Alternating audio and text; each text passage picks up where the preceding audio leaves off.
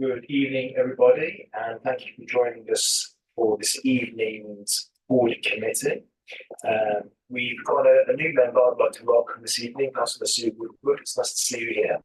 She replaces Councillor Sharon Taylor, and we thank Councillor Sharon Taylor for the time that she spent with us in the audit committee. So we'll start with item number 1 on the agenda, which is apologies for absence. I've not received any myself, but will have you had any yourself? No, Chair, we've not received any apologies for absence. Excellent, we've got a full house. Number 2 on the agenda is declarations of interest. Any declarations of interest? Excellent, okay. Very interesting.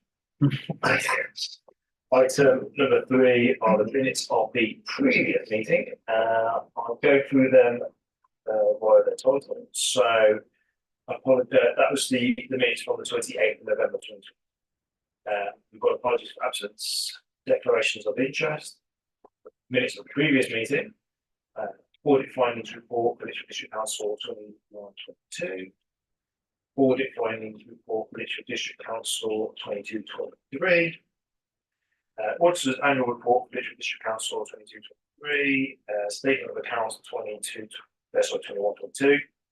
statement of accounts 22-23, the mid-year Treasury Management Report, the LWMTS annual report, the internal audit progress report. The internal audit report. Yes. Just a minor one. There's a spelling mistake on the second paragraph. It says committee where it should say committee. But it did on the way my computer translated it. The last sentence of the second paragraph. So was that the LWMTS? No, the internal audit progress. Oh, right, okay. And it was which sentence, sorry, Councillor? The last sentence on the second paragraph.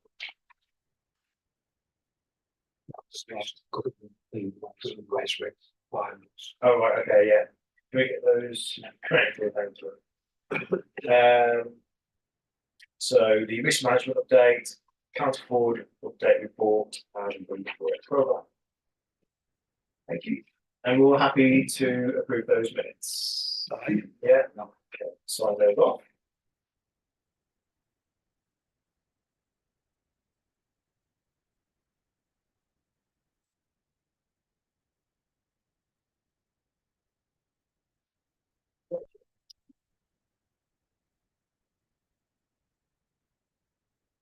Item number 4 is the audit plan, including planned audit fee for 23-24, and that report's coming to us from our external auditors, Alex. Thanks, Chair. So I'm going to take us through this evening. So I'm not proposing to go through it page by page, but there are a few things that I do just want to call your attention to as a committee.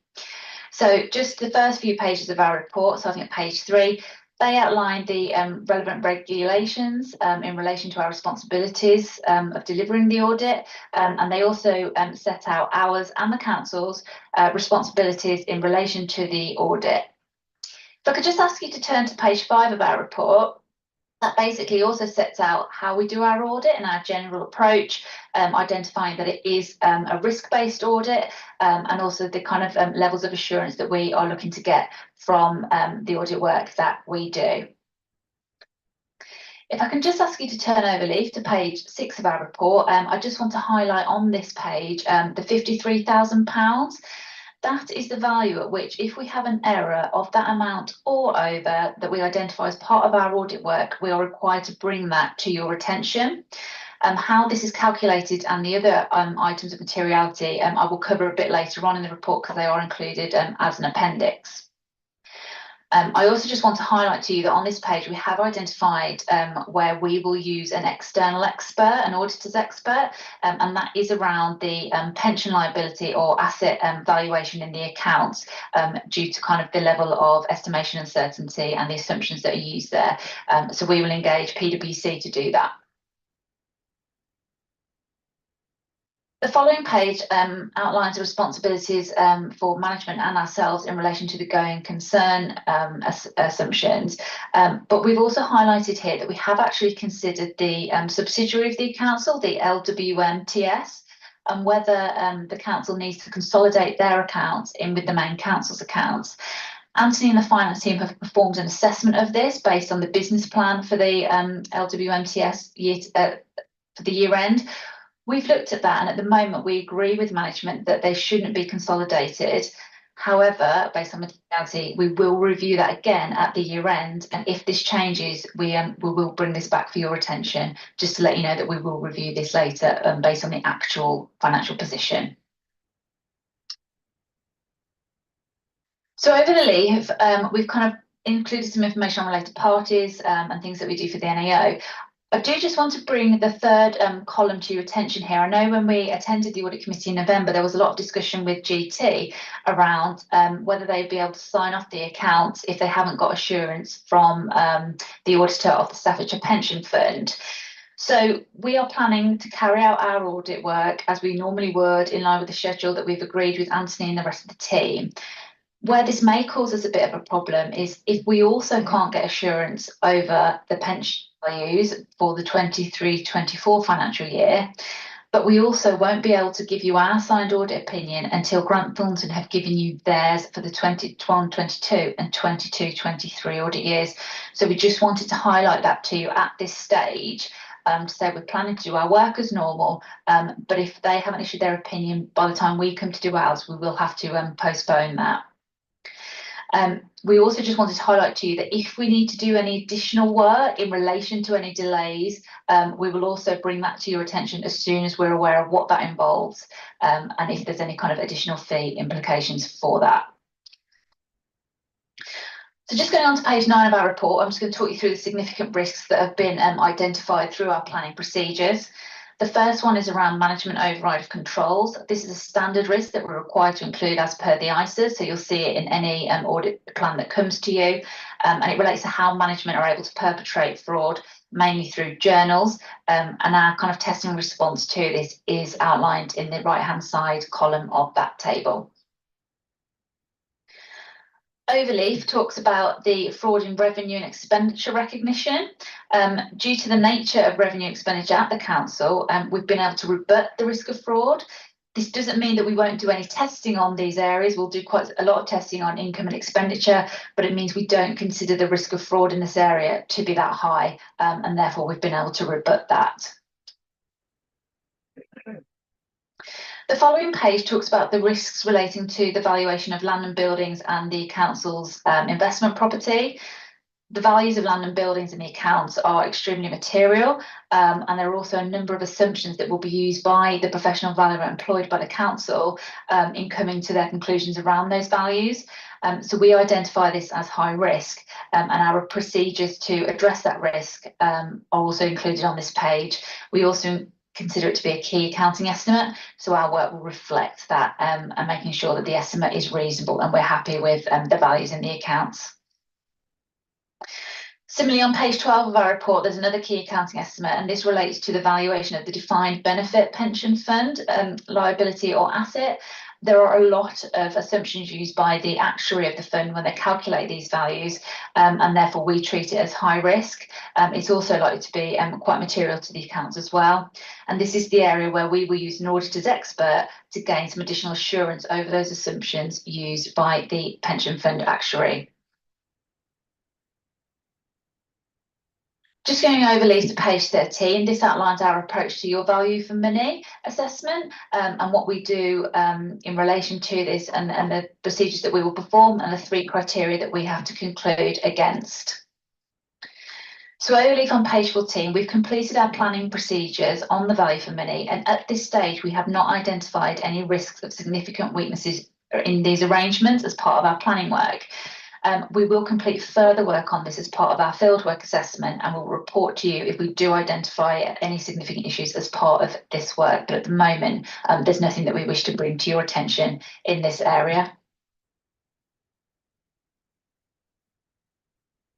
So page 15 just outlines kind of the timetable for our work and the key dates of presenting our findings to you, and also the key audit team.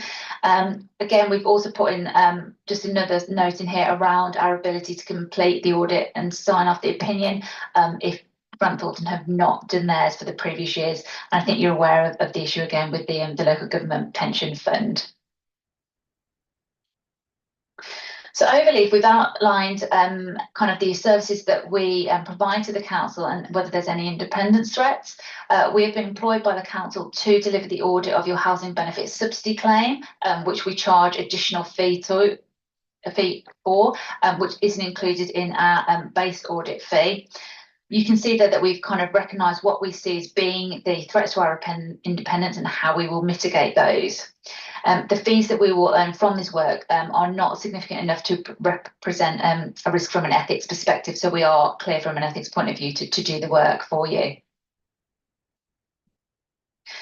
So moving on to more information about the audit fees, we've outlined here kind of the scale fee set by the public sector audit appointments body. You might notice that it has increased from prior year, and I think there was a question when we attended the audit committee pre-meeting. We don't actually set these fees, they are set by PSAA.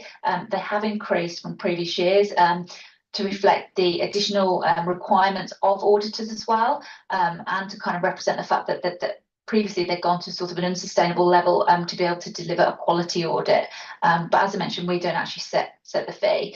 So in the table here, we've got the base fee, additional fee that we are going to be charging for work around ISO 315, which is a new auditing standard, and our assessment of the group accounts position.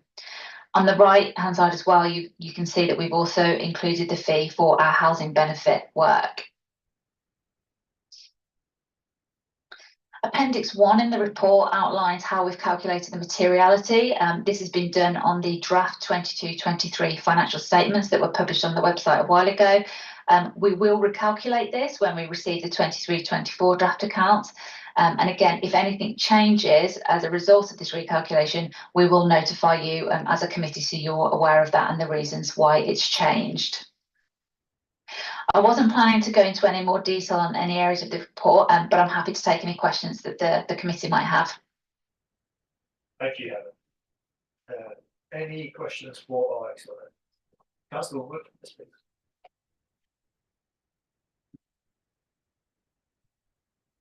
Thank you, Chair. It's with reference to page 6 and that figure at £53,000.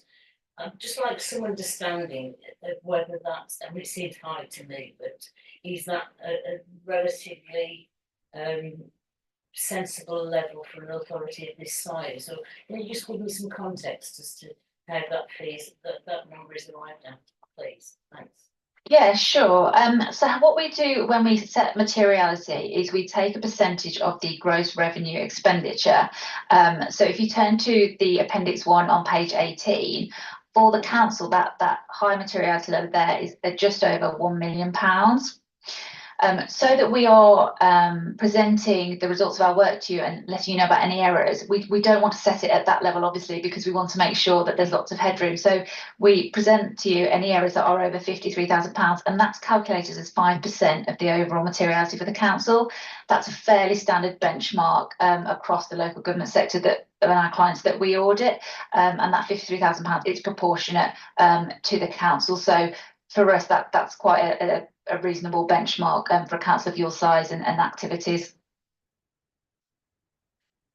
Supplementary, Councillor Wood.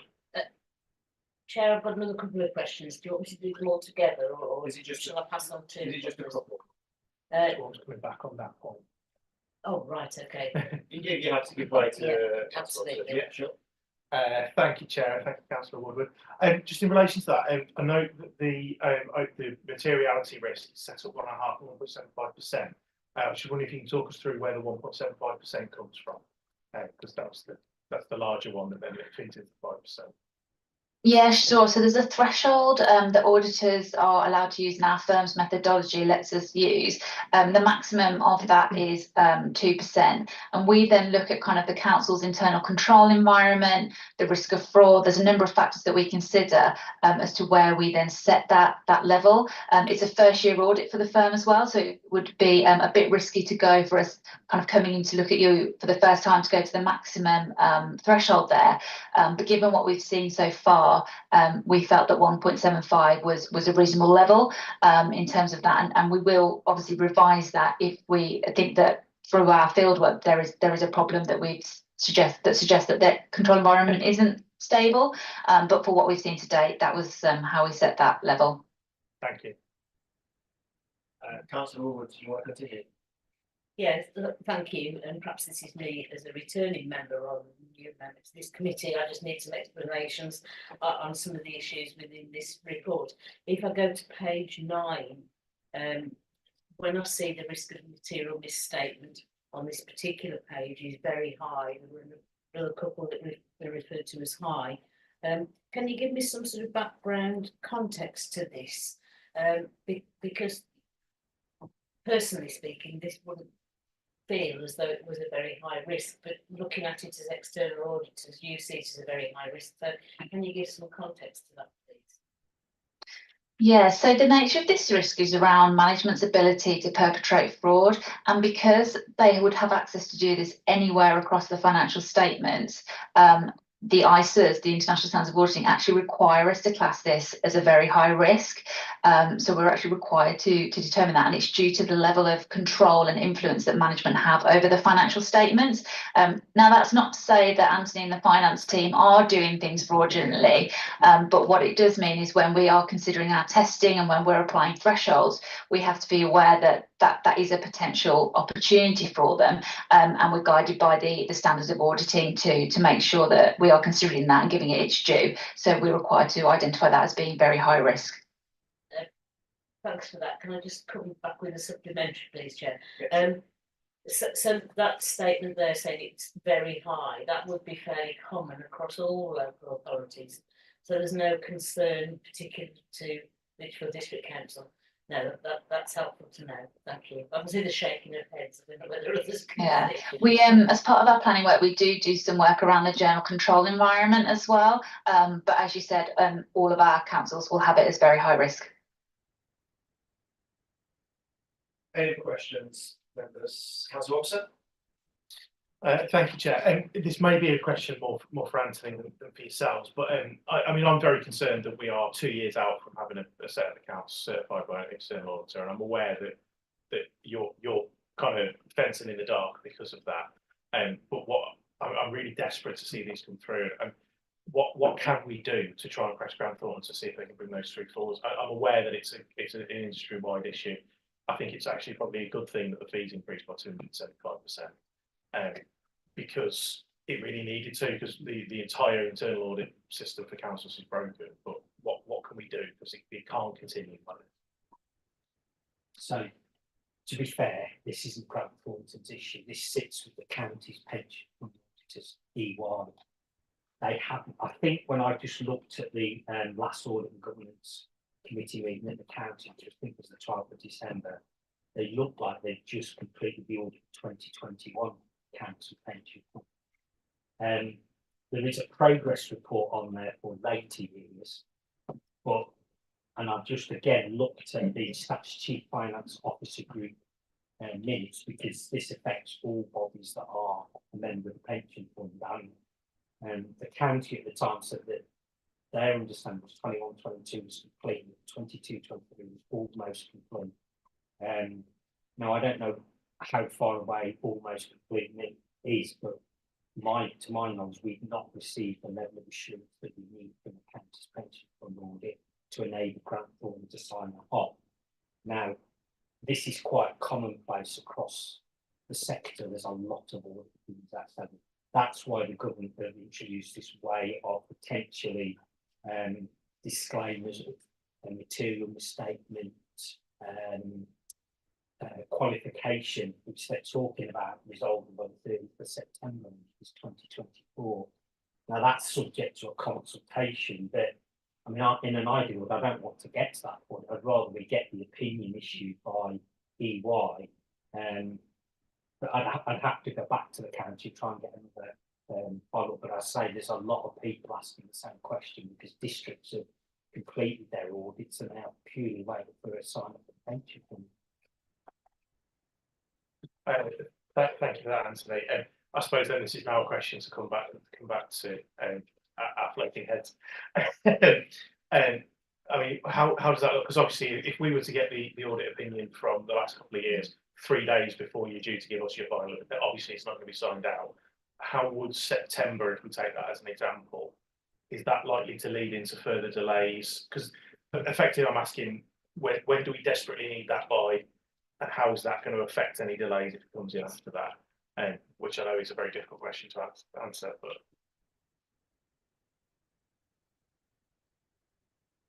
Yeah, thank you. And I think as Helen said, obviously it won't prevent us from undertaking our external audit for the 23-24 year end. We do obviously need that opinion to have been received to enable us to do it. I am having regular communication with Grant Thornton, and your engagement lead from Grant Thornton is an engagement lead across a number of organisations that I'm going to be looking after. So it is an issue that we're talking to them about regularly. And at this stage, we're hopeful that it will be received soon.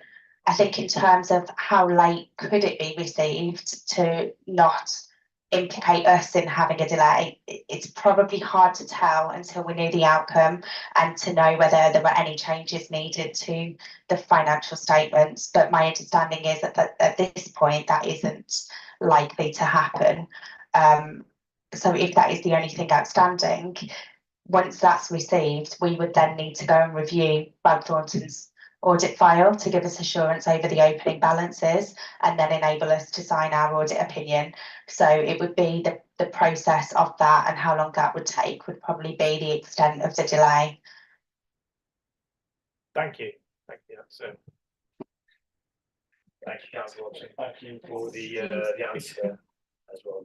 Any other questions on this item? Okay. Thank you very much for joining us. We are happy to release you. Thank you. Cheers. Thank you, Chair. Bye, everyone. Bye. Good evening. So that brings us to item number 5 of the agenda, which is the Treasury Management Statement and Prudential Indicators, and that's being given to us by Thomas. Thank you, Anthony. Thanks, Chair.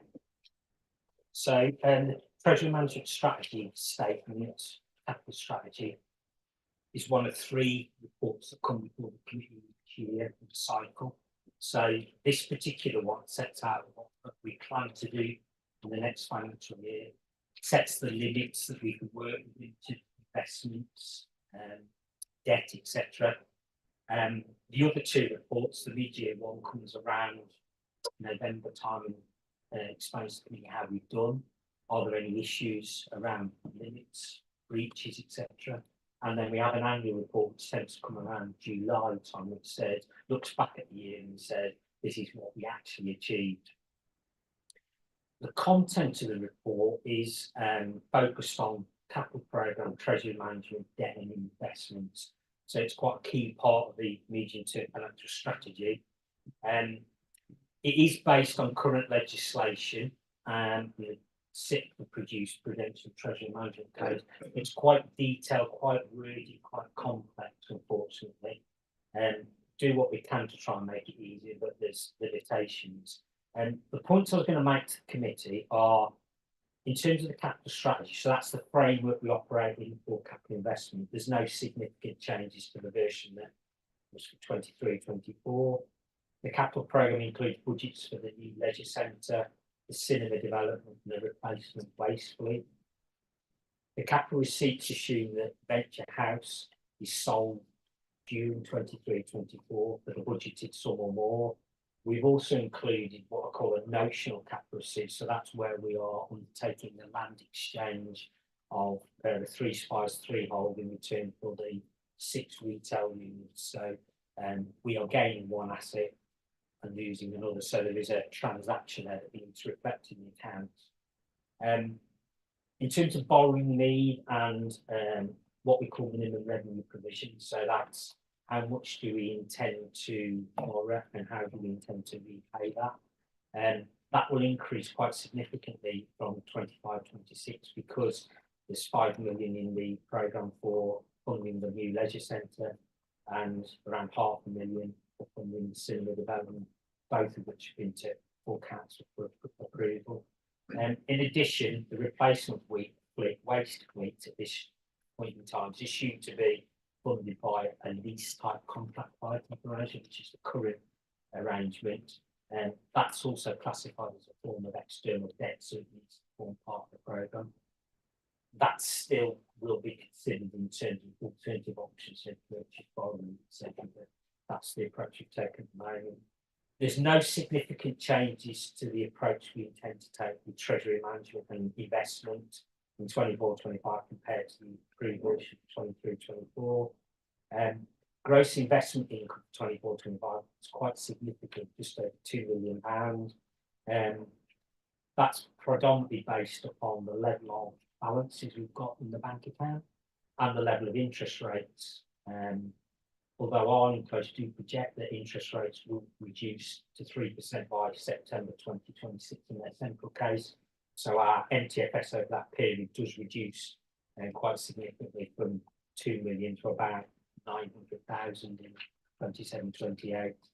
I just wanted to also highlight a final thing is that there's likely to be a small number of minor changes in the version that will get considered by Cabinet and ultimately Council, just to pick up on any grammar, spelling or dates that pick up when we do quality review, or any updates and guidance that come out in the intervening period. I'm happy to take any questions.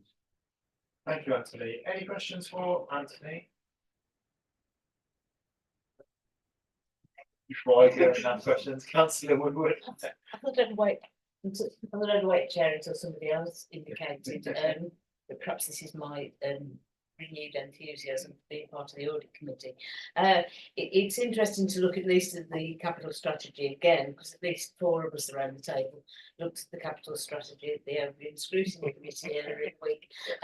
But it's sort of a different focus that we've got now. So whereas Tuesday we were looking at the impact on services for our residents, this is about sort of governance and risk and all of that sort of thing. So that's my apologies before I raise these questions. I've got 3 actually, if that's okay. Yeah, sure. Yeah. Paragraph 3.4, a significant level of capital receipt there for 23-24. It's the projected capital receipts as well over a period. What if they don't materialise? What if those capital receipts don't come in? So if we talk about the 23-24 one first, generally if we don't hit the capital receipt target, there would be a shortfall in funding in the capital programme. We would then have a choice to make. We either reduce the spending in the capital programme, we use alternative sources of funding or increase the borrowing need to deliver the programme as is. What I would say in terms of 23-24, probably the only one that has got an element of risk at the moment is the asset sale for Venture House. The land exchange, the big one there, will occur because it's a transaction that occurs because we're replacing one asset with another, so that one will be fine. And the other assets that we get, so the right to buy, that figure that we've got in there has been provided by Bronford just before Christmas. I think it'd be fair to say every year that when we come to the end of the year, it turns out higher level than Bronford providing in December. It does surprise me because I would have thought that we'd have got to the point where the majority of people that can afford to buy the house would have bought it, and especially in the current environment, we're still buying them. And then in the latter years, we pictured quite a low level, which are the small opportunistic receipts. So, you know, if those don't deliver at around 30,000 a year, it doesn't materially impact on the capital programme to an extent that we have to make drastic changes. Thanks, Chair. If I can come back. I think I've picked up an email. I've been tied up all of today, really, but an email's come through where there've been a couple of deletions from the capital programme, I think. So it's an active exercise, really. Can I go to 3.7 and just some explanation around that? It says that we've got low levels of external borrowing at present, apart from this one Public Works Loan Board loan of 1 million and 5,000. It's due to end at 31st of March 24. Can it's outstanding at the moment, but what was it for, and will it be paid off in March? So its maturity date isn't March 24, it goes much further into the future. It's a 25-year loan. I think that sum that's outstanding is what it will be at the end of March 24. I've got a feeling in my head it's around 16 years we've got left to do for that. It was originally taken out to fund, if I remember rightly, the development of the Priory Outer car park, so the Premier Inn and the car park behind it. And 25 years was at the time was, I think, to match roughly the asset life for that time, close to the asset. You know, there's been a couple of questions over the years about repaying that. Interest rates probably don't. It's not conducive to repaying. It's about 2.59% repaying. We're earning double that in the investment market. So it doesn't make financial sense to repay that at this point in time. That's what it's for. Thanks, Chair. There's just one more, and then I'll. One more, then we go to council. Okay. And this is on the appendix. With me while I try and find it. Page 45. Yeah. On paragraph 2.2 there, it talks about it is probable that capital needs will be identified that exceed resources available, and so that will necessitate a transparent, robust process to inform members.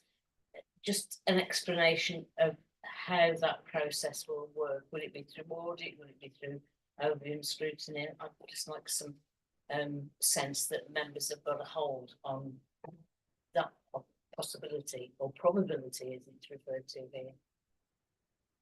So normal, what I'd call business as usual capital investment needs. So that's IT, property, etc. You'll see that those come through in the various forms or iterations of the medium-term financial strategy that go to overview and scrutiny committee through the MTFS cycle. And what we do with the other needs that are either much bigger or are out of that cycle, you will see. So if you take the cinema as an example, it has to have council approval because it's not in the capital programme. It's therefore, it has gone through the cycle of overview and scrutiny committee, and sometimes it comes to audit committee as well, cabinet, full council. I think the leisure centre is something the same. So those big requirements that aren't in the budget in any form have to go through the cycle to enable them to be considered and approved by full council. Thank you, Councillor Woodward. Councillor Upson. Thank you, Chair. First question's about Venture House. Because I seem to remember, again, I'm more than happy to be corrected if I'm remembering things that didn't happen. But I seem to remember the initial point where Venture House came into the MTFS and through overview scrutiny out here was last financial year, and it was kicked into this financial year, so we expect to complete it. There's only 2 months left of this financial year, so I'd suspect that it's almost certainly going to get kicked again.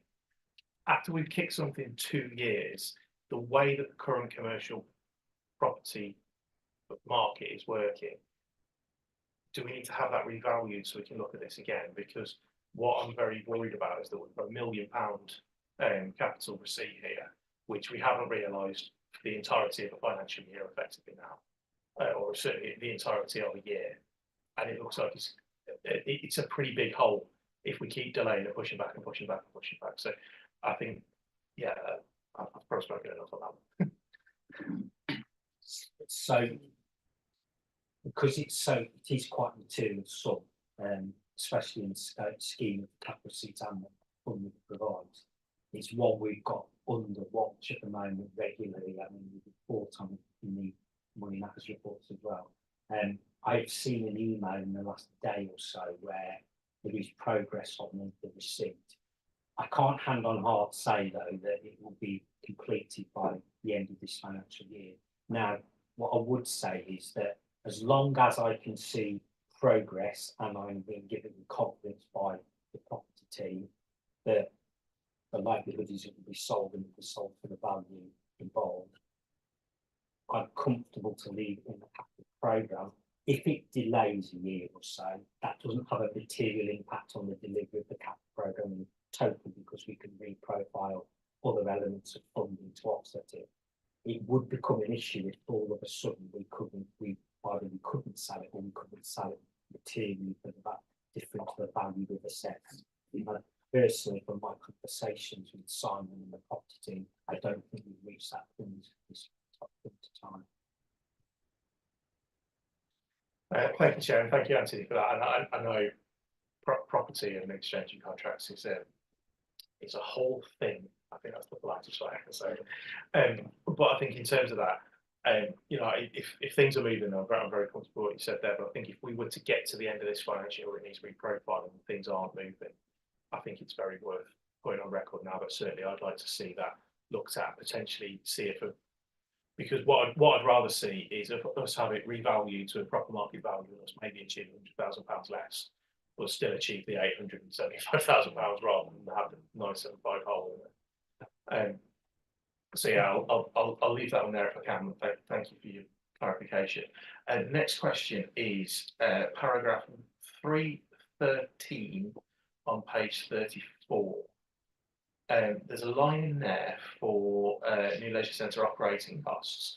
Currently looking at that, coming online in 25-26, it's going to be a £235,000 operating cost. But then the following 2 years, we're looking at £11,000 and £85,000 worth of income.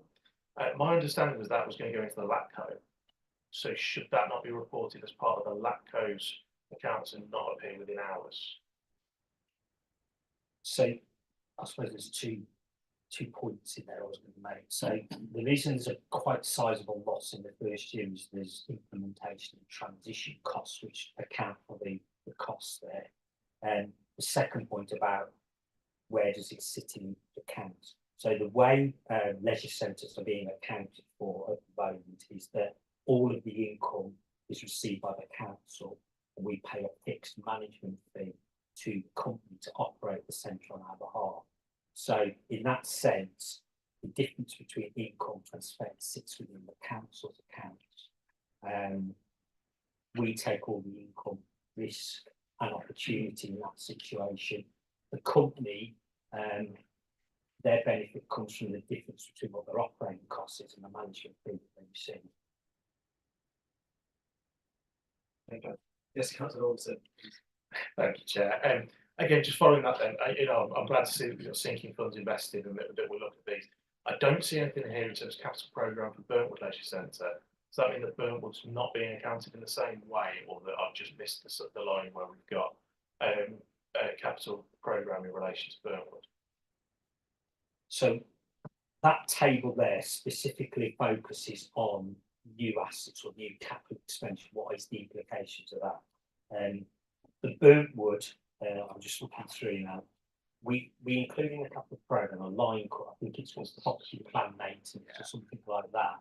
And so that includes Burntwood, it includes other assets that we use, and it's based upon a percentage of the asset value in there. So we are relying there on the property team's assessment of where that needs to be invested based on need and priority.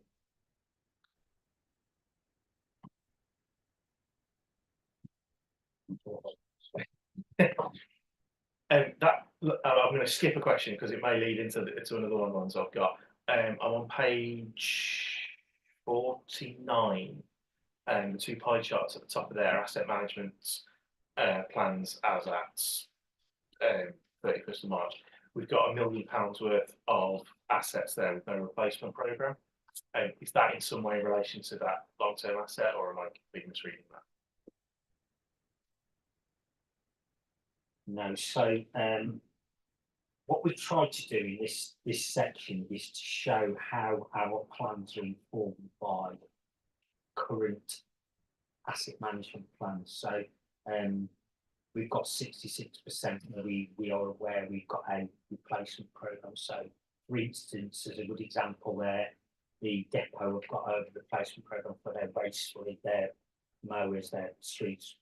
And there are other parts of the capital programme where there isn't necessarily a robust asset management plan in place. Therefore, we are using proxies to calculate financial planning assessments. So I'm trying to think what a good example is, but CCTV may be one of those areas where we're relying on proxies to determine a financial planning amount rather than a plan in this sense.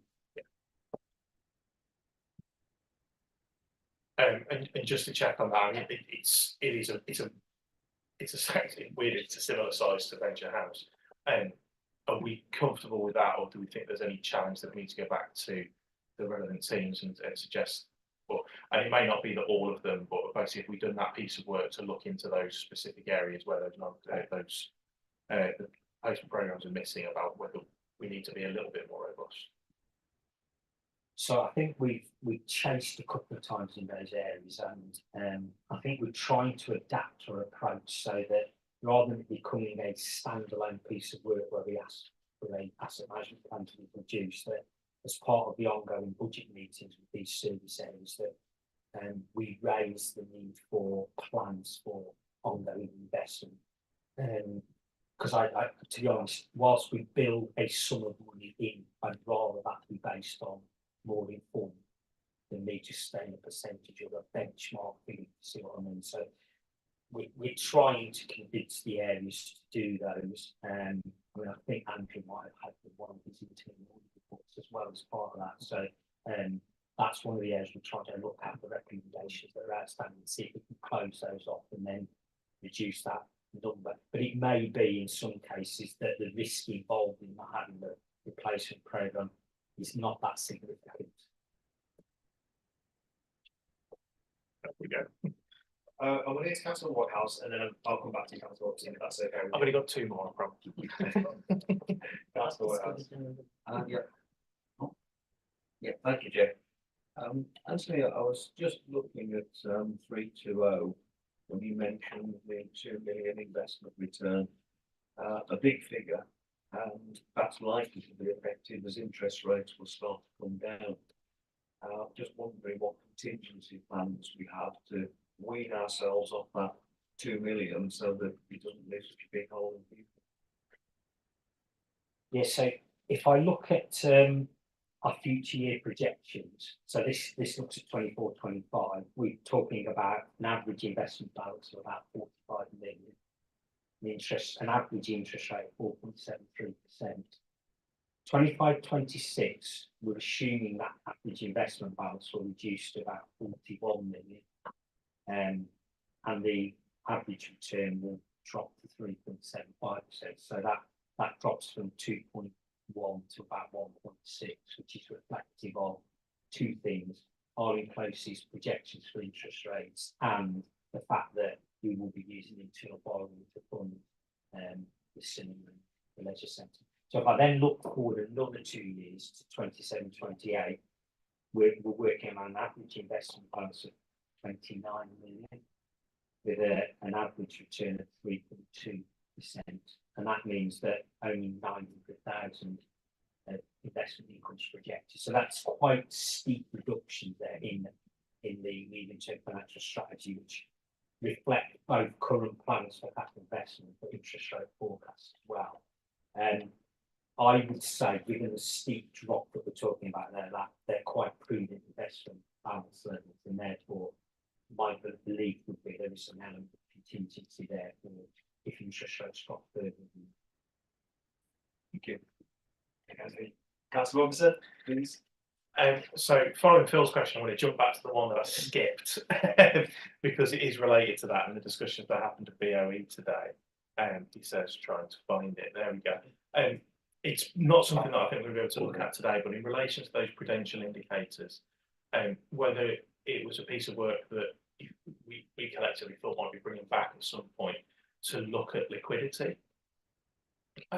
Now I know we're about to take a lot of our money markets funds and put them into very liquid assets that are going to be buildings around the place. But I know previously, I think we had this discussion a few years ago when interest rates were very low.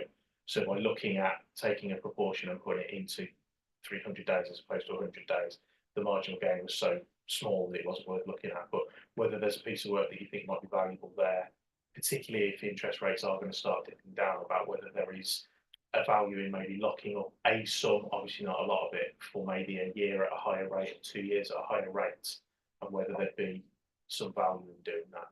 And as I say, I know that's not necessarily what we're discussing today, but I think it's worth highlighting. I mean, I'm happy to respond on what we currently do now. So we've currently got £14 million locked out in property and diversified investment funds, mainly because A, they return higher, and B, they diversify investments, but C, it's not money we need in the immediate future. What we included in the mid-year Treasury Management report was a plan to reduce that from 14 to 9. A, to fund the internal borrowing for the leisure centre, and effectively to reduce the risk in a very volatile world. I mean, every day it seems to get more volatile. So 14 million is quite a sum to be at risk. The added complication of this is that at the moment, if there was a loss on these, we don't have to charge a debt reserve because there's a statutory override. That statutory override, the government are planning to remove. So suddenly volatility and reductions in value become a bigger factor in the investment decisions. We do have an earmark reserve that's up to 10% of that value, so that will insulate us. But my instinct with this is that we need to reduce our risk in this area. Now, that doesn't preclude us to put investments out for longer periods, but maybe not in these type of investments, so a bank or whatever. And, you know, most of what we will do, well, not most, there'll be an element of we'll have for 2-3 years out in investments. But it's quite difficult to put significant chunks of money out for that period of time because of pure uncertainty in the world. And so therefore we do what we can, but there's always a mindset of, depending on who you put it with, that counterparty could get into more risk. And so, you know, even local authorities, which you would have probably said a few years ago, we did too, quite safe. Look what's happening in the rural local authorities. So it's a judgment on diversifying it to manage the risk in this area at the moment. Return in the hierarchy always comes bottom of the three. Any more councillor? So I've got one more if you can. Of course, councillor. Thank you, councillor Robson. So it's an absolute total segue, apologies for that. Page 59, the long-term capital programme, it's Annex 1, if anybody's looking at that. Particularly the vehicle waste, so they were looking at 6 million next year, which is obviously, we're going to have at least some surety about that because it's so close. I'm looking 7 years down the line where we've only got a 5% increase in across those 7 years. How proven do we think that is? Because I'm a little concerned about that myself, and specifically because we're then very close to that 2035 date. And actually, most of the indications I'm seeing from the industry, I know that the government's decided that they don't really care about not killing the planet. But what I'm hearing from the industry is that most of them are actually still be working to 2030 because of other markets that are still going to be looking at that date. And just whether that 5% is proven. I mean, the 6 million, so this is the base that was starting from here, is a like-for-like replacement fleet as is. So that's the same numbers and same method of fuel. So there are two immediate risks around that base number. So issue number one is we're likely to have to purchase a significant number of additional vehicles to start collecting food waste, which is what the government's mandated. We will get funding from that, or an element of that. So that 6 million will likely go up in any case. It's likely as well that at some point we will look at alternative fuel vehicles, which I think things like HVO, from what I'm told, that we can use in the existing vehicles, but they just have a higher running cost. I think if we were to move to an electric fleet or so, that number is probably nowhere near the right number. But with technology, who knows? It may get to a point that far in the future that they're actually cheaper than the current vehicles now. But whilst to do this for a 25-year period, because I think it's important to look forward and look at not necessarily whether the numbers are right or not, but the direction they're going and what our demands are. So, you know, we've got an aging population, which I think that's quite important. I couldn't hand on heart say that number's going to be correct in 10, 15 years' time. I would look at revising that each time we get more up to date, more relevant information. Thank you, Councillor Officer. Councillor Muller. Yeah, thanks, Chair. It's a comment more than a question really, and I've missed it because it was over the page in my notes, and it's right at towards the end. It's on page 57, 9.1, about the council's risk appetite. The council's risk appetite, along with most of local government, is increasing due to the need to offset funding reductions with income from alternative sources. And Anthony, it follows up from Anthony's previous comments where, Anthony, you said your instinct is to reduce risk. And you know, personally, I'm quite risk averse, and I think as councillors, we'll all be risk averse, knowing that we're custodians of public money. You know, it's the same with all councils. You know, the words like cliff edge and precipice and black hole and so on are being used a lot. There's been a lot of news around that today. It's just to, you know, so that we're all aware, and any members of the public who are watching on YouTube, we're very much aware of those risks and ensuring that the management of risk is appropriate, because there's some scary stories out there about the potential for more local councils to go to the edge. So it's a comment really rather than a question. Thank you, Councillor. Councillor Whitehouse. Thank you. To pick up on David's point about the 6 million in the capital programme for new fleet, does that in any way add to the impact on the relationship that we have with Tamworth, which you want? So that £6 million that is in the capital programme covers both organisations, because we are the lead organisation that will procure them. I suppose it could do. It depends if the two councils are aligned in the direction they want to go.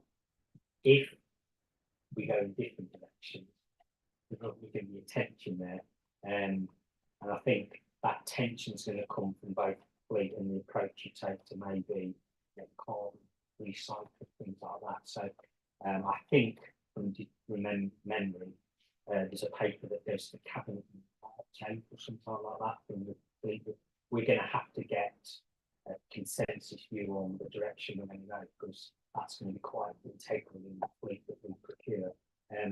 I don't think the fleet, I remember Chris is saying, doesn't specify the number of vehicles. It's around the type of vehicle we want, so there is some flexibility there. But you're right, there's got to be an alignment of both partners in the place. Basically. Thank you. Any other questions on this item? Okay, I've got a few questions for you. Appendix A, 2.4, 40.8, the £500,000. What formula do we use to come up with that particular figure? I don't think there's a formula. I think it's a judgment I've taken as to what is material and what's not material there. So it's a round number, and we'll see. Basically, my approach would be, we'll see how it goes. It's a balance between what's material and I think would have members' interest versus having a much lower figure, which is a lot more administration or could be relatively low values, low risk projects. So it's a judgment number I'll come up with. Thanks, Alfred. And 2.10. What are the other receipts in that table? Can we have 3 or 4 examples of what the receipts are? So it might be a small pocket of land that's identified. So typically, the sort of things we've had recently, where an adjoining piece of land to a neighbour's garden, for instance, they would like to purchase it to extend the garden. So we might look at it and say, well, yes, we're confident in that, so we'll sell it, something like that. It may be release of something like a whaling, so where we, or a covenant, so where we've said to an organisation that bought a piece of land from us many years ago, you can only use it for X, Y, Z. That organisation might want to use it for ABC, so they'll approach us and say, can we remove this covenant, this restricted covenant? If we're okay, we will do that, but we will normally ask for a sum of money to do that, because when we originally sold it, the value would have been depressed because of the covenant on it. There might be, for instance, so like a grant repayment that was previously capital expenditure, if that's repaid as a previous capital receipt, so a disabled facilities grant, for instance, or something like that.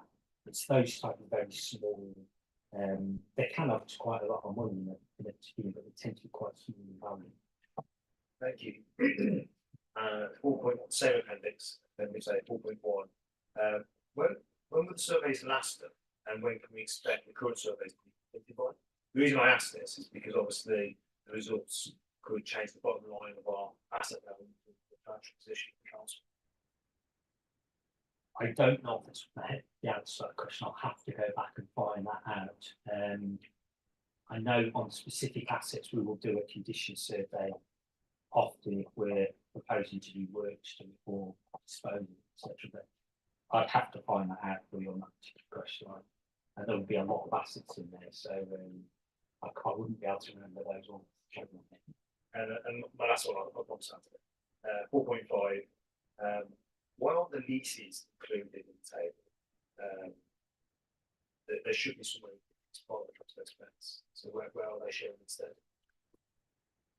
So these are budgets that we've got in our revenue capital programme for assets that we own that we will spend effectively on the repair, maintenance, replacement, enhancement. The lease budgets, we do include them, but they're not classed as replacement or maintenance of those assets. They're just, we pay a sum of money each year to the company for the provision of that asset. In some cases, that can include, so for instance, the waste fleet is a good example. The company that we contract hire from provide guarantee and maintenance, so it will be part of that overall figure. We then have to make an assessment, well, how much is repayment for the bill, how much is replacement, enhancement, etc. So it forms part of an overall contract hire payment rather than being a discrete budget line that we've got here. Thank you. If there's no other questions, let's move on to the next one. So the next item on the agenda would be item 6, the internal audit progress report, and that's been given to us by Andrew. Thank you, Andrew. Thank you, Chair. I'd like to present my quarterly report on the work completed by internal audit up to and including 31st December 2023. Internal audit continues to use a mix of internal and external resources for the provision of the audit plan, and this will continue up to and including the end of the financial year. I can report that as at the 31st December, we've completed 33% of the audit plan against the profiled expected completion of 78%. And we continue to use contingency planning in respect of using BDO for the delivery of audits. The original audit plan was for the delivery of 19 audits, including IT audits during the year. Due to the management restructure within development management performance, it's been agreed in consultation with management to defer this audit to 2024-25.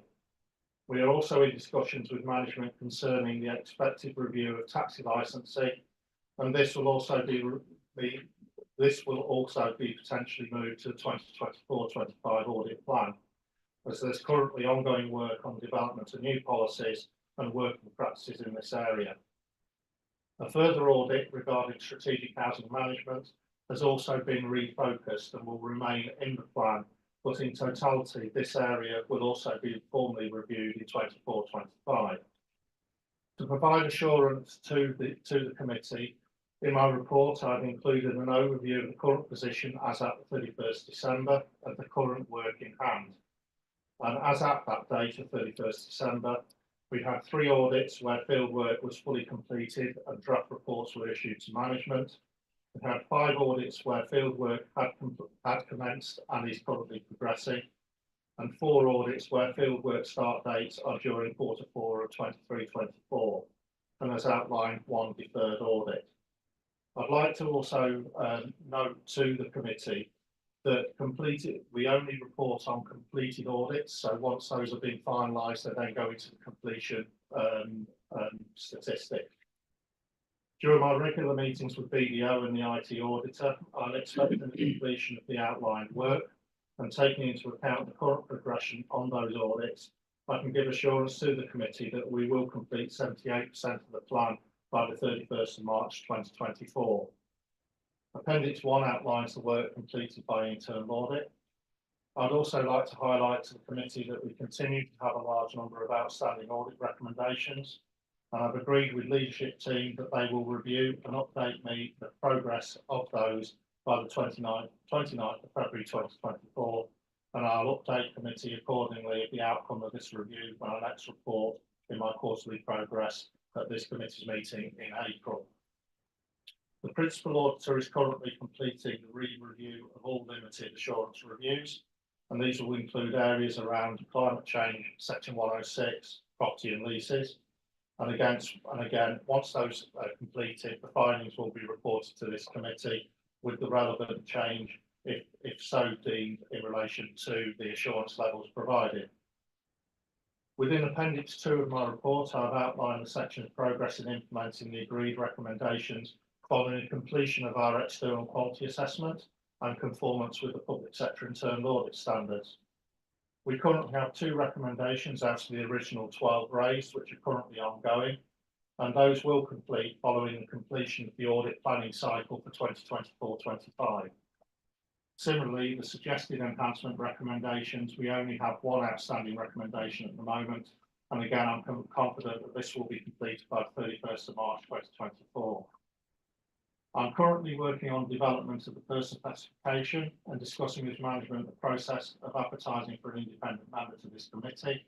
And once this is finalised, I'll circulate to members for your information. Lastly, we are currently going through a procurement exercise for the provision of IT auditor services for the period 2024-25 and 2025-26. This has gone out to all interested parties, and their responses are required by the 19th of February 2024. On appointment, the IT auditor will be required to undertake an audit needs assessment, and the results of this will be reported as part of the audit plan for 2024-25 at this committee's meeting in March. I'm more than happy to take any questions, Chair. Thank you, Andrew. Any questions on the side?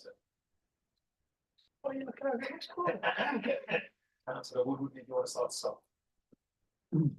Yeah, I'll take Councillor Robertson's place and start on this one. I'd just like some understanding, really, please. In paragraph 3.2, and as you've explained, only 33% of the planned audits have taken place, and it refers to exceptional circumstances. Now, you mentioned staff restructure. That, I presume, is one of the exceptional circumstances, but are there any others? Because you know it's a low percentage in comparison to the plan. We did have those exceptional circumstances refer to a bereavement within the team, or a family bereavement within the team. So what we did as part of that was then introduce a contingency planning to actually draw down more days from BDO to actually provide the audit and audit resources. Now, as part of that review and bringing them more fully online, what actually happened was that a number of those audits that would have been completed by the principal auditor were moved over to BDO, and then they needed time to actually audit, scope, brief those. And that's the reason why I suppose we are extremely, shall we say, top heavy at the end of the year, as in Q3 and Q4. And that's why I wanted to bring to your attention the actual work in hand that we've got. We've got, like I say, we've got 3 audits which were waiting final management responses, but we also had a high number of audits that the field work had already commenced and was progressing. So that's where we are effectively at the moment in relation to that. So can I ask, Chair, do you feel confident that we'll get towards 100% by the end of the financial year or the end of the audit plan. The actual, as I say, I would like to provide assurance to the committee that looking at the current work, I anticipate that we will cover 78%. That will be sort of the minimum amount that we will cover. Our key performance indicator for completion of the audit plan is 90%. Now, because of the number of audits that we do, we only need to actually have a couple of audits to actually additional audits that we would actually then meet the 90%. And I'm expecting that those will come on stream, and I suppose I'm taking the worst case scenario at the moment in relation to that 78%, but I would expect that to be actually higher by the end of the year. What I'd also like to sort of highlight as well is that we could also be in a position where field work has commenced and is completed, but we're still at the draft report stage by the 31st of March. So that effectively won't be completed until 24-25 effectively. Now that's due normally just to the timing of the audits, because obviously audits are dynamic as they go across the financial year. So we could be in a position, like I say, where we finish 100% of the field work by the 31st of March, but we've issued the draft report, but we're just waiting for management responses in respect of that. Yeah, and I just wonder, Chair, what we as an audit committee can do to help internal audit get those responses either to satisfaction questionnaires or to recommendations, because those delays just sort of multiply if they're allowed to go. Is there anything that we can do that you feel might help move those responses along? Yeah. Perhaps that's for the chair as much as the internal auditor. I don't know. Well, we've had this discussion in previous meetings where we've asked you whether you've had enough support from leadership and other officers. But if there is anything that this committee or as chair can do to help you, then please let us know. Even now, you can always email us. We're always happy to let you know. No, that's fine, Chair. I'll be in contact in relation to that. But like I say, I just would like to reiterate that I do get lots of support from leadership team in relation to the work that we carry out. And I do report back on a monthly basis to the leadership team when I do my risk reports, for example, on the progress for the audit plan, and also outlining any areas where we need to progress and move forward on that. Thank you, Chair. Very good question. Councillor Woodward, it's important as members that we do lend our support to our officers as well, especially when there's been things like family briefings, so we're there for that support as well. So, thank you. Councillor Smith, thank you. You've highlighted the problem with collecting section 106. What's being done to expedite the problem? We're currently looking at that review at the moment. So at the moment, my principal auditor is actually looking at that and confirming the recommendations have been implemented and making sure that basically the processes and procedures are being followed. Effectively, we're at the early stage of actually having a look at that. So I'll bring that back to the committee once we've got the findings for that review. Thank you, thank you. Anthony? So just to add to what Andrew said in terms of review, there's a couple of organisations which is taking place, one of which is in the planning area. And I believe there is a proposal to provide a dedicated post for section 106 processing and management to aid to provide more capacity and oversight in this area. So that will help to address potentially some of the issues that have been identified in Andrew's audit. Thank you. Councillor Robinson and Councillor Taylor.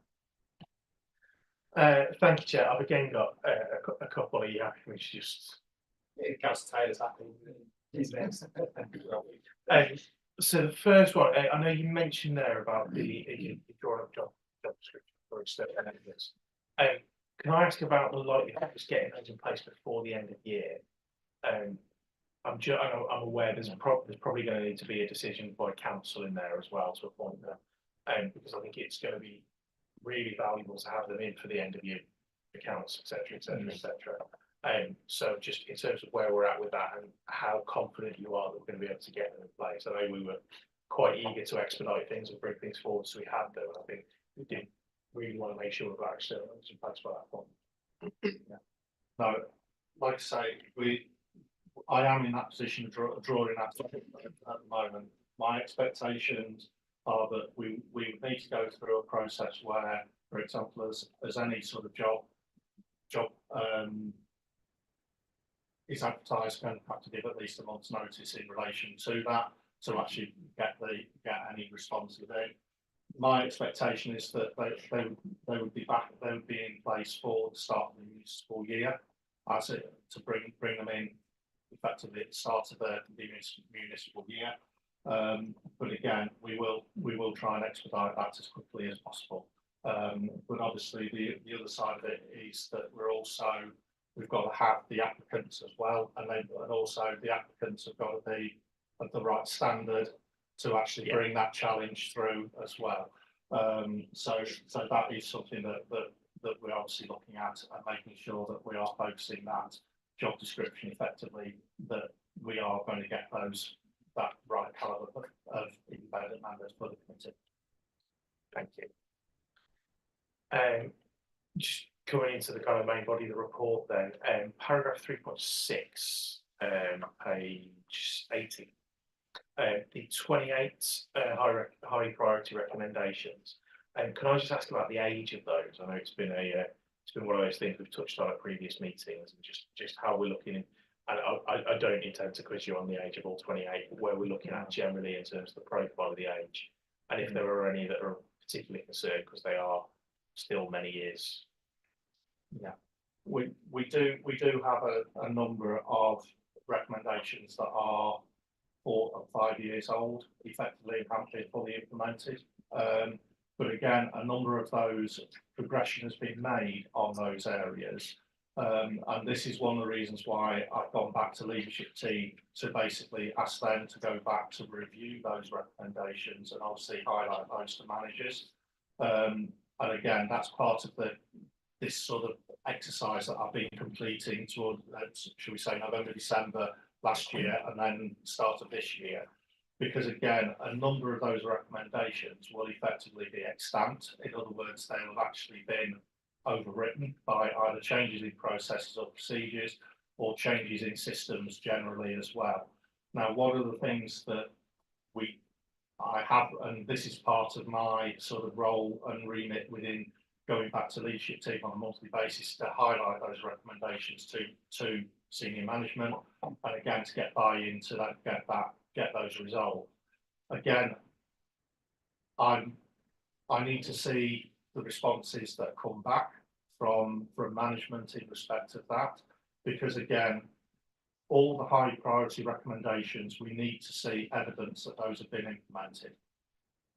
The medium and low recommendations, what I'm proposing to do is basically we'll pick a 10% sample of those and go through exactly the same exercise as we would for the high priorities to actually ensure that they have been, because of the age of those recommendations. What I don't want to do is be in a position where management come back and say, yes, we've implemented it. We're not necessarily just taking that word of implementation. We're going to be going back and doing sample checks in relation to that. If we do find any areas where they haven't, shall we say, squared the circle in relation to that, then obviously we'll be reporting that through to the leadership team as well. So just in relation to that, I think in that situation, and I don't expect it will actually happen, where you're having to make that report to leadership team, because I also have that report to committee. I think we're in a situation where it's come back to you and said it's done, and you kick the tires and it's not quite. That's something that we want to have a say on. And it's specifically in relation to those historic high priority recommendations that are outlined. Is there any chance for the next committee meeting? And I'm aware it's only about 50 days. And I don't expect them for all 28, because some of these are quite recent and won't have had their target dates come through yet. But I think for the ones that are historic, can we get a kind of line by line in terms of where we're at and an update on your work there? Because through you, Chair, I think we've made it at the point where we may need to start asking managers to come to this committee where we can question them, because we need to make sure these are closed off. And I think you're doing absolutely everything you can, and to follow on Sue's point from the last item, if that's something we can do to support you with that, I'm sure everybody in the committee will support. Thank you, councillor. Yes, I'll bring that report to the next event. And then I think I have one more, and then I'll be out of the way. Paragraph 3.9. I'm aware that the dates haven't lined up for you to get the report about that whistleblowing issue to us. There's a kind of two-part question in that. The first one is that next committee meeting is 49 days from today, which is pretty close, if we're honest. If we're not in a position where you're able to make that report to us, is there a chance we can get it as a briefing note in advance of that? And then just finally on that, is there anything that you can share about that now, even though, albeit it'll be very high level, or do you feel it would be just much more appropriate to wait for a proper report? I'm more than happy to bring a briefing note or an update in relation to that. I'd be hoping that once I get final management responses in relation to that, then that would be presented to the committee as there's potential that there's going to be areas of the report that will potentially be redacted. But again, the general overall findings, then I will obviously bring. I would like to leave that until I bring the briefing note in relation to that, so that we've got the full management responses, so that I can bring those to committee. Yeah, I'm comfortable with those. Anthony. I'll just go back to that, Councillor Robertson, and there's a potential that there will be an ongoing disciplinary process as part of that whistleblowing report, and therefore I suppose we just need to be cognizant that that may well be going on whilst Andrew's finalising the report, and not do anything that prejudices that disciplinary process. Yeah, thank you. In regards to the answers given to Councillor Robson, those recommendations that are 4 or 5 years out of date are concerning. Councillor Wood looked at me, and I shared the same kind of expression as well. And I have no reservations to require officers and councillors to attend this meeting if they're responsible. Councillor Taylor. Thank you, Chair. Just the one question that you mentioned, it was an IT audit that's having to be pushed back to the next year, I think, was it? There was it was effectively the development management performance, so it was within planning. Okay. Yeah. Okay, that's fine. I wondered whether we were having issues around IT security audits, and because that's particularly worrying at the moment. You've got IT coming up to chat about that. Any other questions? Okay, so the recommendations for this is just to really note the report return. We have to do that. Next up is item 7, which is the risk management update, which is again, George. Thank you. Thank you, Chair. This is my update report following recent discussions and review by leadership team relating to the council's strategic risks. The council's strategic risks were discussed by the leadership team at its meeting on 24th January 2024, and the updated version is attached to Appendix 1 of my report. Leadership team have made a number of changes of wording within the risk register, and these are highlighted in yellow within the appendix. I would, however, like to highlight the following. Strategic risk 1 has now included wording around provision of financial settlement for 24-25 and inclusion of potential costs relating to the absence of a local plan. Strategic risk 2 makes stronger reference now to the Staffordshire Resilience Forum. Strategic risk 3 includes wording around the potential utilisation of the local authority trading company to provide greater resilience and flexibility in respect of resourcing. Strategic risk 4 follows up of the GDPR limited assurance review and the current assurance level of substantial. Strategic risk 5, reference to the new strategic plan from May 2024 and reference to car parking strategy to encourage the viability of the city centre. And strategic risk 7, resilience in place with a move from copper to fibre for anti-surge backup servers. And again, also the inclusion of an action relating to the draft IT strategy. I'd also like to highlight to the committee that we do have the horizon scan risks, and again, those have also been reviewed by the leadership team. Committee should note that these horizon scan risks are potential risks that may need to be elevated into the strategic risk register, but a current watching brief is being maintained. If agreed by leadership team, these horizon scan risks may form part of the strategic risk register moving into the future. I can report that the current scoring levels and risk appetite of the council has not specifically changed since my last report to you in November 2023, and these relate directly to the strategic risks outline. However, these are kept under review on a monthly basis, and we do go through, leadership team myself go through the scoring to actually highlight whether there's been any changes to those. Again, more than happy to take any questions that the committee may have. Thank you, Andrew. Any questions on this item? Okay, that's Robson. Never let me down. I'll hold you to that. I think the only one, just looking at the overall matrix, where am I on the top of page 5? Am I? Yeah. And it seems like we're doing a very good job of reducing the likelihood of risks, because everything's appearing in the bottom half, and that's very positive because we don't want to see things in the top half of that because it makes them think they're very likely. My only concern is that actually the overwhelming majority of these are high impact. So whether there's anything that we can do again to have those conversations about, we seem to be doing a very good job as an organisation of decreasing the likelihood of these strategic risks, but that likelihood will always remain. And actually, is there a commensurate thing that we can do in order to say, while that likelihood remains, bring the severity of them or the likely impact of them down? And I'm very aware I'm talking about 6 different strategic risks here. So I know it's a very high level question. I wouldn't expect you to minutiae. I'm not going to be that guy. So what can we do to reduce the impact, basically? Or what conversations can we have to help?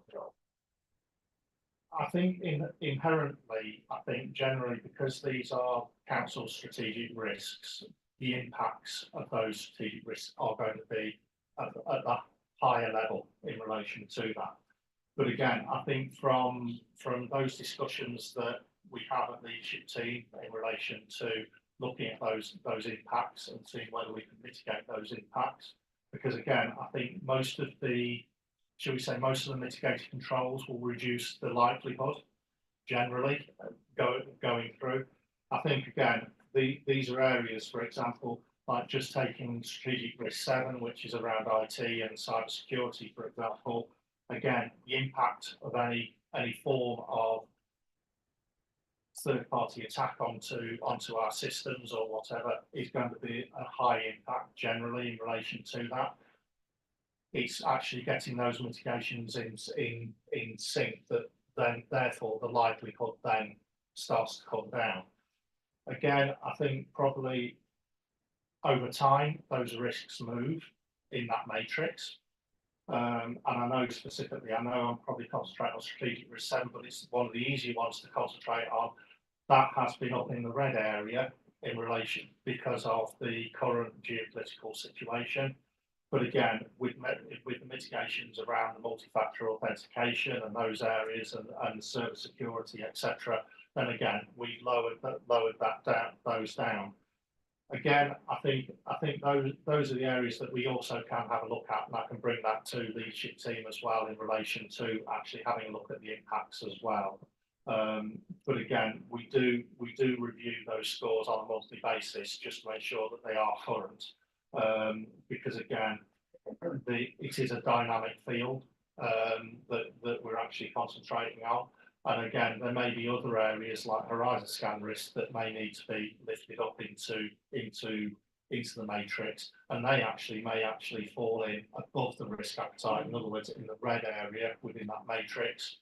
But again, we look at those, look at the mitigating controls, look at the impacts, put the mitigating controls in place, but there may be a slight drag before we see the actual influence on the score in relation to that. But again, I can take that back to leadership team in relation to the impacts, yes. Councillor Robson, you wanted to ask a question? Yeah, I mean, just in relation to that, I know it's an almost impossible question to ask the one answered there, but I think you did a better job than any reasonable human could expect you to do on that. I suppose another way of kind of looking at what I was saying there, if the impact of a risk is so low that it would appear in column 1, is it a strategic risk? I suppose, and actually potentially how are we including really low impact risks as a strategic risk when we don't need to, potentially by spreading that, deleting the ones that are such low impact, and spreading that out, we might be able to see differentiate a little bit between SR1, SR2, SR4, SR5. So yeah, I think just to respond to that, hopefully something that may help.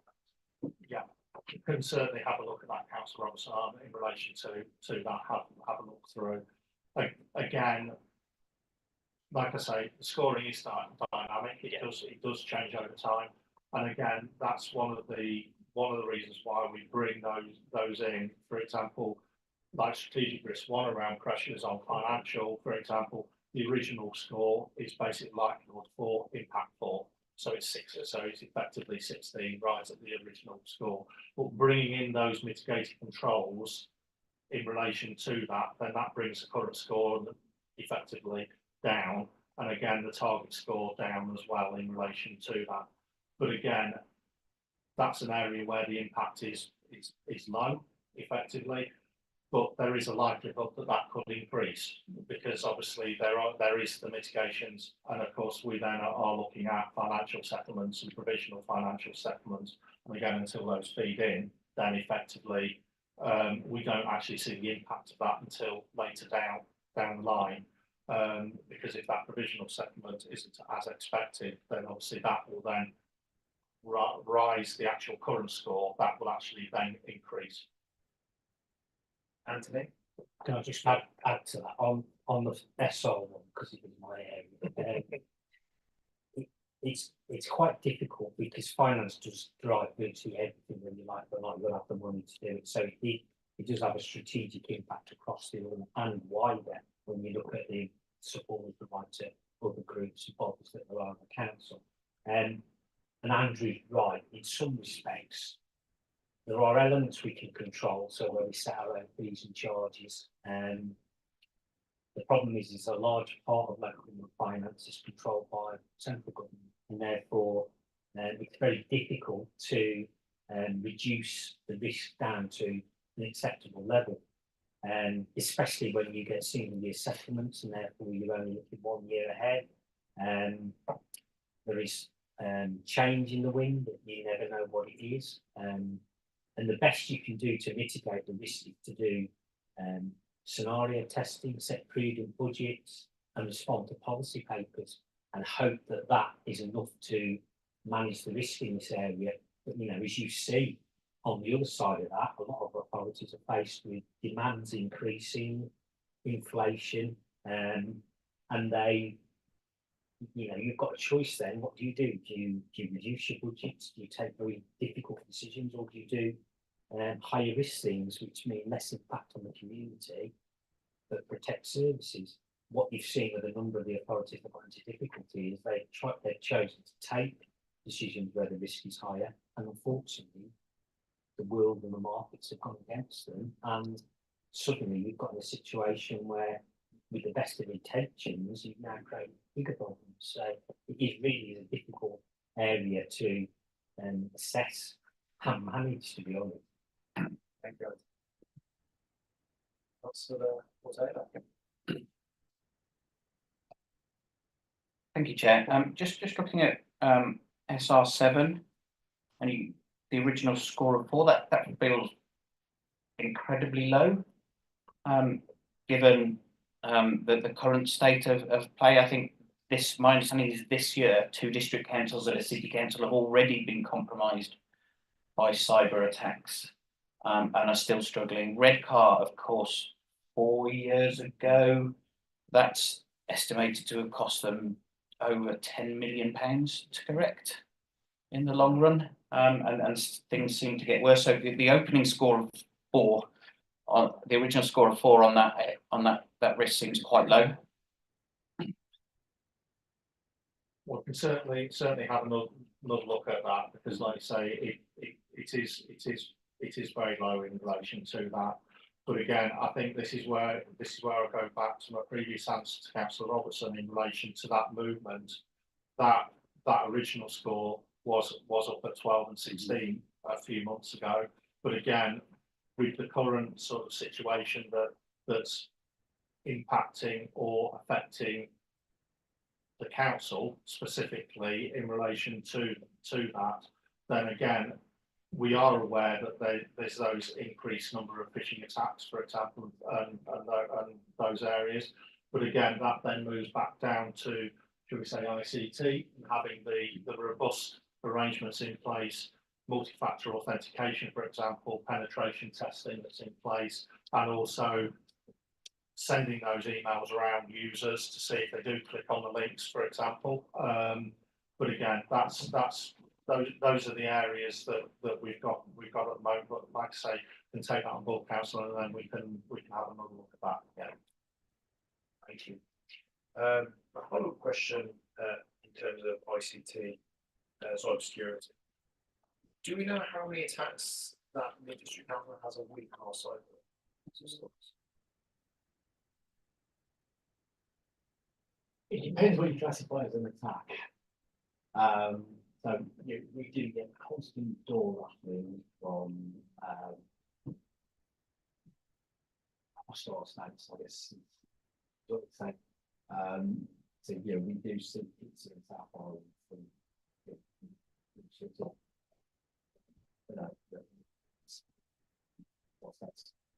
we see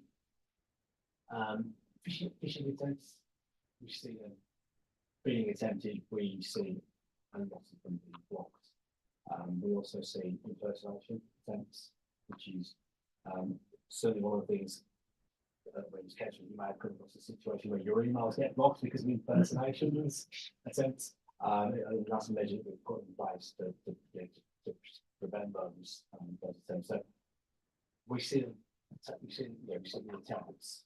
But we see them being reported as well, which gives us some reasonable assurances that we've got things in place that are tackling these. If we didn't see anything, we're not concerned. Thank you, Ian. Any other questions on this item? No. Okay. Again, it's just to note the risk management update. I'm happy that we've done that.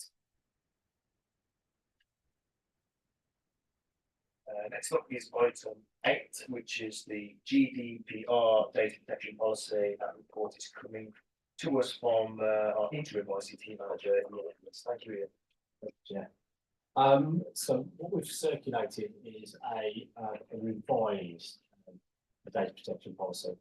This was previously approved in November 2022, due to be approved for review again in 2024 November.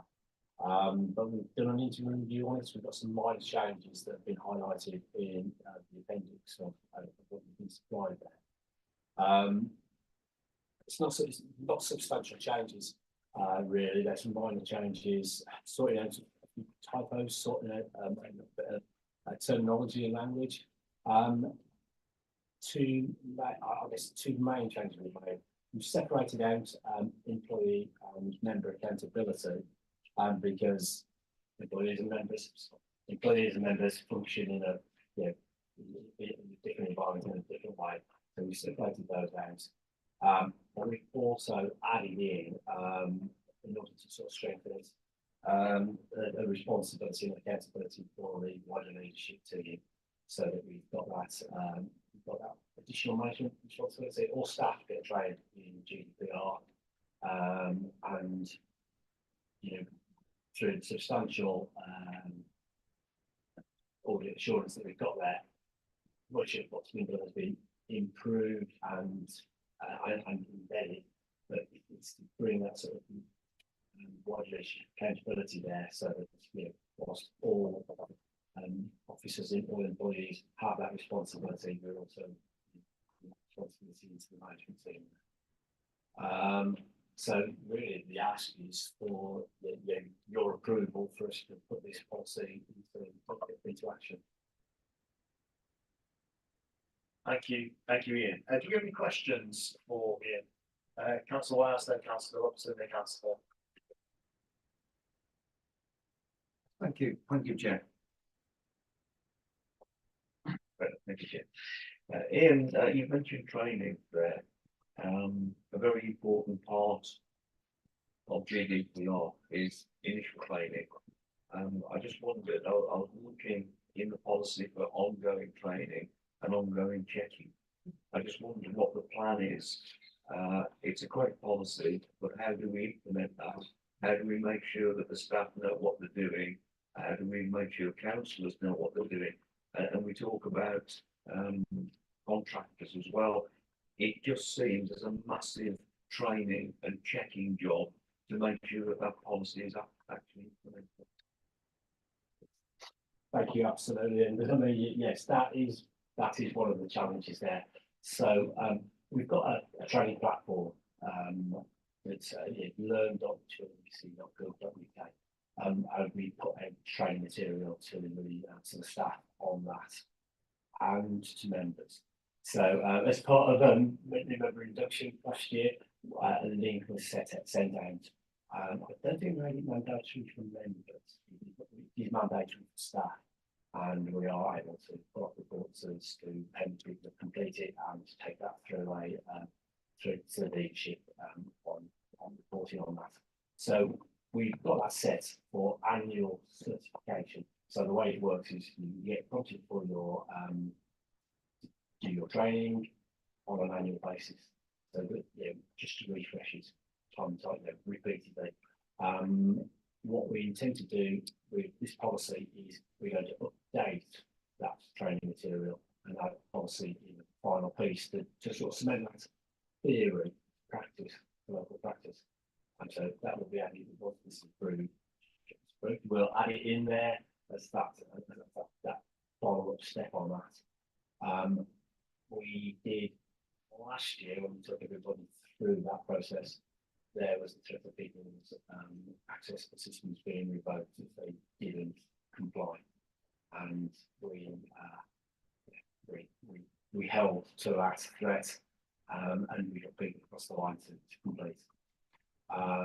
Say from the members' perspective, yes, we sent out to everybody on that, on that initial induction last year. I think we appreciate lots of things happened, and at that time people the members may have had a lot of things being bombarded. So there is some additional member training coming up this year, and this is one of those things. There's a conversation that we need to have, further conversation about we will hear about including an element of that in there. But certainly we can resend out those links to members with to sort of cement that and to that reminder. Did you want to supplement? Yeah, sure. Yes, thank you. No problems with this tonight. Yeah, thanks very much for that. I was just wondering, would it be useful, Chair, to suggest that we have a report from yourself, Ian, as to the state of play as far as how many people are expected to have done the training at any one time, how many have, so that we can actually see in this committee whether or not the plans that we want to have in place are actually happening. I don't see any problem being able to provide that information we have. I think it'll be something that we put in the work program with the next report. Thank you. Thanks, Councillor. Next we've got Councillor Robertson, and then it's Councillor Wood or Vice or Yeah. Sure. Yeah, thanks, Chair, and thanks, Councillor Robertson, because my question relates exactly to this area. Ian knows I had difficulty doing that training. First of all, I went through the training and then it sort of disappeared into the ether, so I had to start all over again. And one of the difficulties, if you like, one of the opportunities now in separation of employees and members, that does provide some clarity. Of course, employees can be mandated. It's much more difficult to mandate members. And as a group leader, I've asked Will and others for updates on where my group are with the training at the council. Just recently, I had notifications reminding us that had just been completed, and that's a 9 month. Great, better late than never. But I don't really know how we keep track of that. There are many references to members in the new policy, which I welcome, and that will hopefully focus the minds of members. But I think training is very important for members, and it's almost like 47 members are operating in their own little silos with their own little sets of data, and it's difficult to sort of unpick some of that. On page 122, though, under E at the top of that page, it said employees, members, contractors, suppliers should periodically review what personal data is held. And I'm just concerned that unless we get a reminder, now is your time to review what data you're holding and whether you need to delete some. And that sort of thing just needs to be factored into not member training as such, but review of what members are doing to enable them to keep up with appropriate regulation and legislation. But I'm happy to move the approval of the policy, by the way, Chair. Thank you, Councillor. Did you want to respond to any of those? I think it was really to say thank you for that insight into what happens or what could happen with data that councillors is holding. I will reflect on that and I will have a conversation with our data protection officer and to see what is the appropriate thing to do. We keep records of what data is being handled by an officer as an employee in the council. Don't keep that record process of activities of what data members are holding. So we give you that guidance, but we actually keep a record of what that is. So I'll conversation with them about what our what the best practice we should be taking there, but we can then feed back to you. Yeah, great. Thank you. Councillor Officer. Thank you, Chair. Only three on this one. So the first one, in relation to training, we spoke about member training, we didn't make it mandatory. Can we, from this committee, say that should be? Members do have mandatory training. We have to do EDI training once every 3 years. Anybody on the planning committee has to do planning training. Given the reputational and actually financial risks to this council of members not knowing what they're doing with people's data, I think it's entirely appropriate for us to make that mandatory. I'm actually unsure of the way of making that happen, so which is unusual for me. But I think certainly from my position, I think that's something that would be very valuable and actually is very prudent for the council to look at. The following 2 points.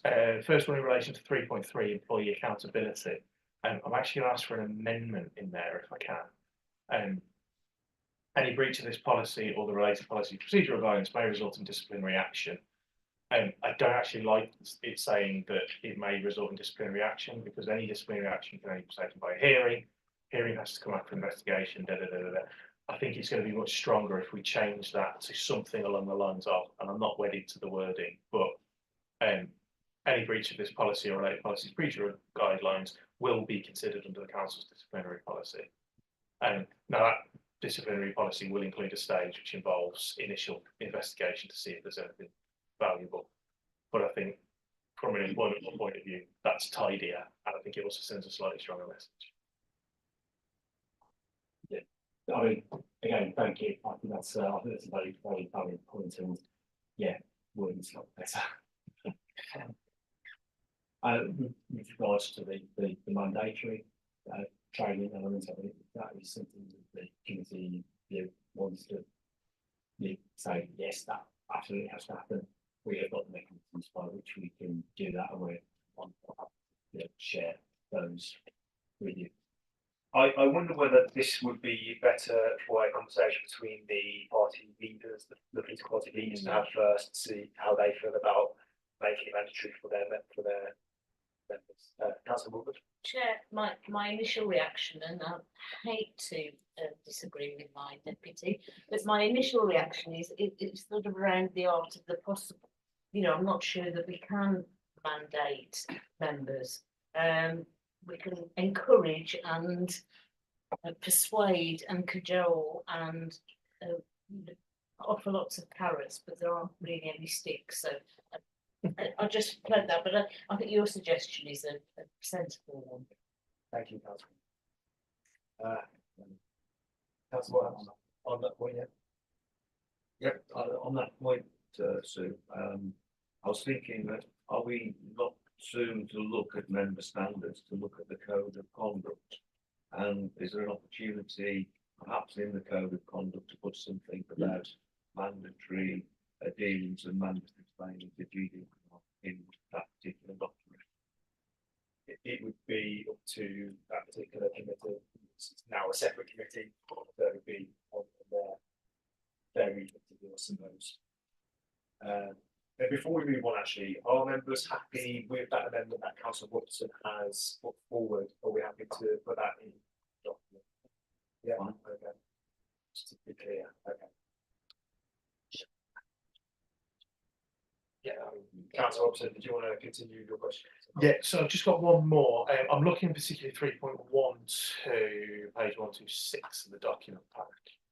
And there's other various references to it. There's one there talking about the contracts that we hold with processors. And how would we work with it if we're working with a particular organisation, whatever organisation that is? I'm specifically thinking though about IT providers who may hold data centres in different parts of the world, because I know some of them do. How would we manage that in terms of, particularly if they've got basically data centres in non-GDPR countries, because I know basically the entirety of the EU, EEC and us have got GDPR in place, but there's various different places around the world that have got varying different levels of we care about data or not. And how would we manage that contract with an organisation to make sure that even if we're talking to whatever tech company in the UK, if they've got a data centre in any part of the world that isn't covered by the GDPR, how would we make sure that our data isn't going to find its way into those centres? Good question. I think I'll have to come back to you. I'll have to come back to you with the actual full answer to that, because it's a complex question. Our tendency is to not use suppliers with non-UK data centers. To try and keep, keep data within. With the growth of cloud supply, can we fully assume that the data is there? Is in non-UK? The other element is about knowing where our data is, knowing where data that would go by GDPR sits. So there are some things, there's some applications that are cloud-based that doesn't contain sensitive data, so it falls outside. So, it's probably need to come back to you with something a little bit more robust on that one, because that is one of those. That's more complex one. Yes. Are you happy with Yeah. Anything else? That's me on this one. Councillor, did you need to go? Sorry. Okay. Any other questions for Ian on this report? Okay, so the recommendations is to approve the updated data protection policy to meet UK GDPR regulations as set out in Appendix A. And I believe we have to do that with Councillor Robertson's amendments regarding to the wording around the disciplinary actions. Can I get a show of hands, please? Well, that's approved. Thank you very much. Thank you, Ian. Thank you. This was your first audit, I think. I think, I came to an audit committee, but it's not the first one on this. Well done. Okay. Just looking. Next on the agenda, members, is the work programme. Well, did you want to go through that with us? Yes, so there's not really much to update members on with this, other than obviously we've just last item requested to add an additional item to the work programme going forward. So we'll add that in really for next meeting. The only thing I want to just flag is that we still need to draw certain items out of this work programme that will form the basis of the Member Standards Committee work programme. This work programme still includes items when this was audit and member standards. Some of these items will now fall to that committee instead. So at the time of the next meeting, you may notice a few of these items fall away. We haven't chucked them away or anything, they've just gone over to the other committee. But we're just working on identifying which items those will be. If any questions, I'm happy to take them. The one I had at the pre-meeting was, is it possible to move any from April to March just because there's only a couple of items for March and then 1, 2, 3, 4, 5 to 6 items in April? Possible to balance those out a little bit? I can certainly look at that. That is a question that, looking at what's coming forward, there's quite a few items from our external auditors. There are a couple of items from internal audits, and there is one item from Anthony, so I'm going to look to my left.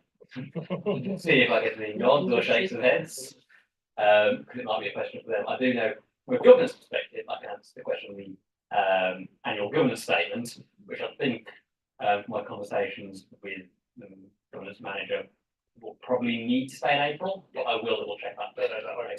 Yeah.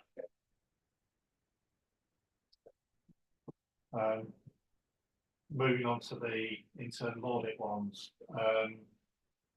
two of those, well, one of them is your chair's annual report, which we don't normally compile until the end of the year because of, obviously there may be some slight changes, but I can have a look and see whether or not we could bring that forward into.